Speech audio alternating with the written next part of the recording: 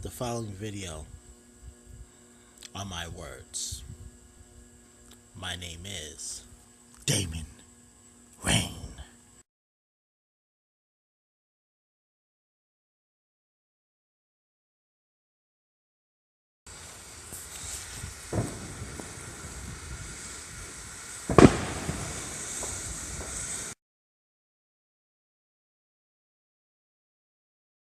My name is Dayman Rayne. I am a writer and currently have my first self-published book on Lulu.com called Kismet's Unique Logic. And if all of y'all want to see a sneak peek of what I'm capable of, go to this site.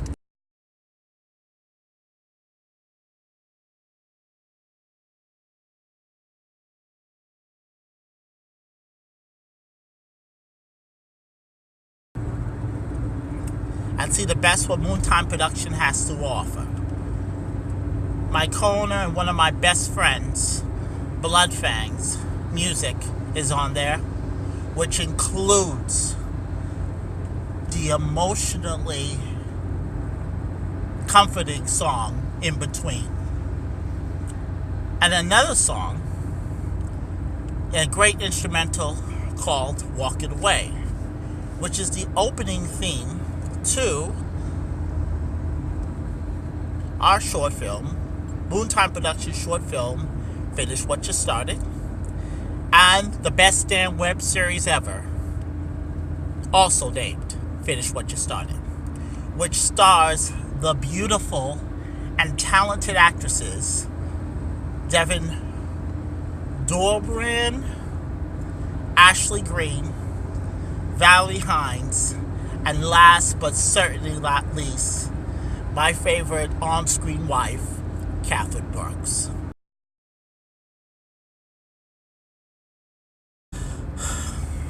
So these are Raynes rants. So basically, I follow no script. I say exactly what's on my mind. When I write, before when I lived in Kansas, I had a muzzle on my mouth. I wanted it to be acceptable. I didn't want people to think any less of me.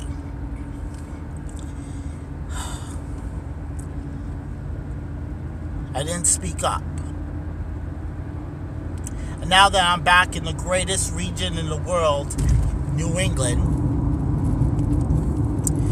I don't write it under the name Cameline Curtis. But I will tell you that the one good thing that I ever wrote under the name Cameline Curtis, actually two of them, was the screenplay for Finish What You Started and the book Kismet's Unique Logic, which you can read a preview here.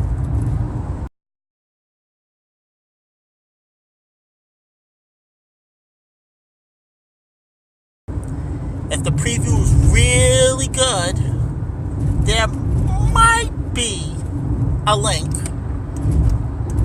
to get your own personal copy. Everything else that I wrote while in Kansas wasn't my best. So I come home here and I have done my best. What inspires me? It could be the littlest word. It's mainly female characters. It's mainly, I see them as warriors. I see them as giving us the next generation, which will rule the world with new sets of ideas that's going to make this country evolve.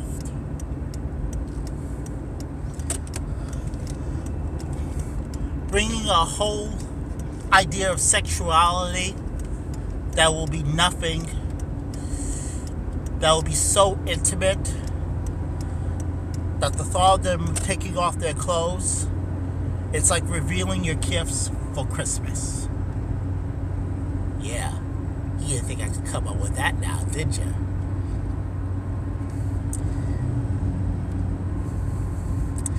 So, alright, so let's rant. As you heard, Chris Colfer's Twitter account was hacked into. And now Lea Michele's Twitter account was hacked into. In Chris's case, the person who did it said that, posing as Chris, that he was leaving the show due to personal reasons. Well, the tweet was deleted, and Chris said he's not leaving the show. But then there was a writer who basically said that maybe the person was telling Chris something that he should do. Basically telling Chris that he should leave because he feels that Glee isn't as good as it was.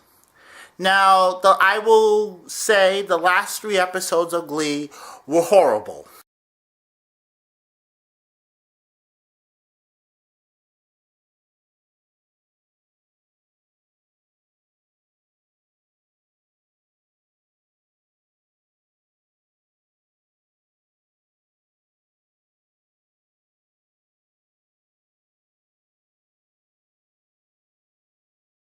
That's just me. Now, Lea Michele becoming pregnant. I mean, guys, come on. That is so cliche. If you are going to hack into someone's account and message something, be original.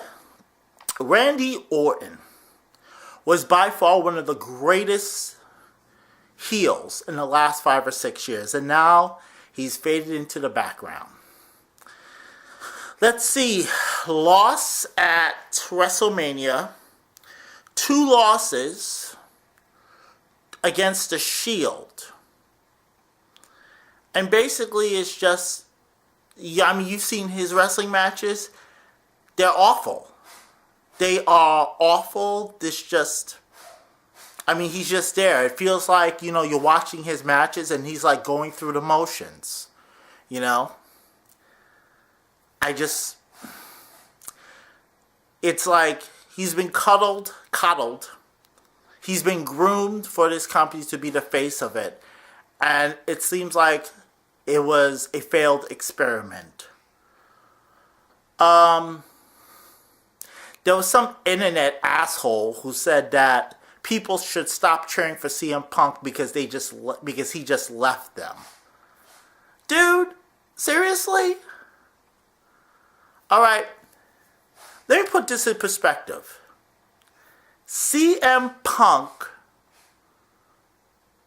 alright, has people still chanting his name after he left for the last 5 months.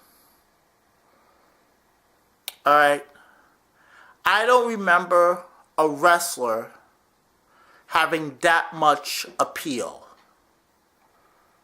even when they're gone. So that's phenomenal. And he may never come back, or he might come back. But no matter what happened in storylines or his career, I do believe he is the voice of the voiceless. Because, as you know, people like to say they listen to the WWE Universe. I don't agree sometimes. But that's just me. And if you've seen the trailer for Dear White People,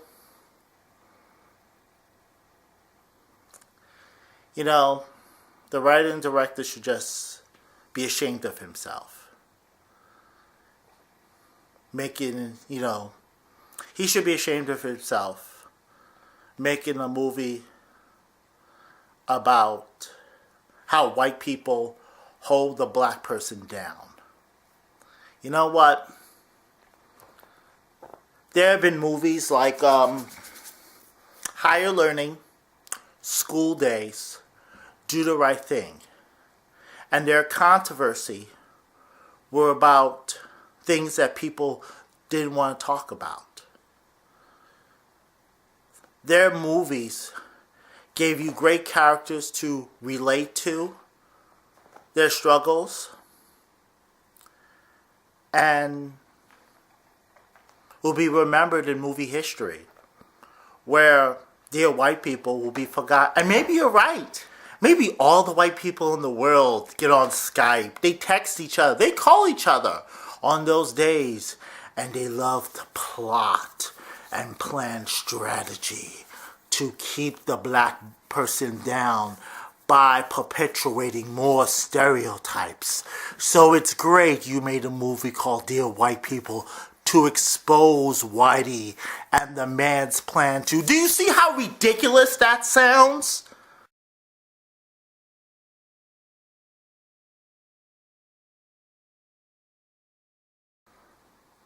And if I offended you, good.